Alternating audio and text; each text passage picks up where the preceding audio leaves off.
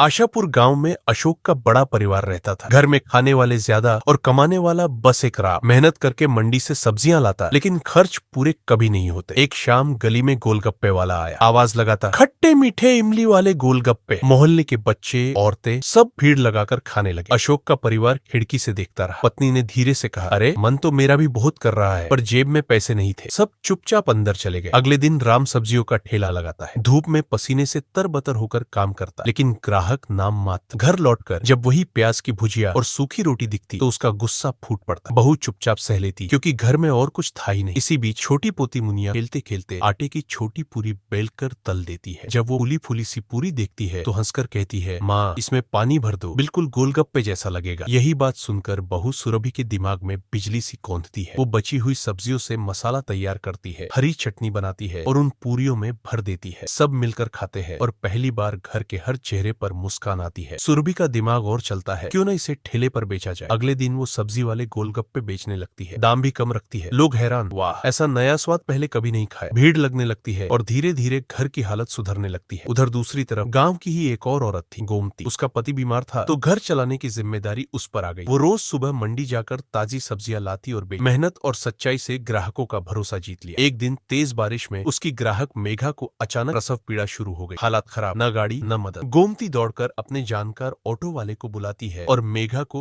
अस्पताल पहुंचाती है। वो सुरक्षित बेटी को जन्म देती है। सब खुश हो जाते हैं, लेकिन जब गोमती लौटती है तो देखती है उसका ठेला और सारी सब्जियां चोरी हो गई है। आंखों में आंसू भर आते हैं। ये बात मेघा और उसके पति को पता चलती। वो तुरंत कहते हैं, गोमती हमारी खाली दुकान है, अब तुम वहीं से सब्जी बेचा करो, किराए की चिंता मत करना। गोमती की जिंदगी बदल जाती। धीरे धीरे सुरभि और गोमती दोनों ही अपने अपने दम पर ठेले से दुकान तक का सफर तय करती है। गाँव के लोग कहते, मेहनत और जुगाड़ हो तो किस्मत बदलने में वक्त नहीं लगता। दोस्तों, अगर आपको ये कहानी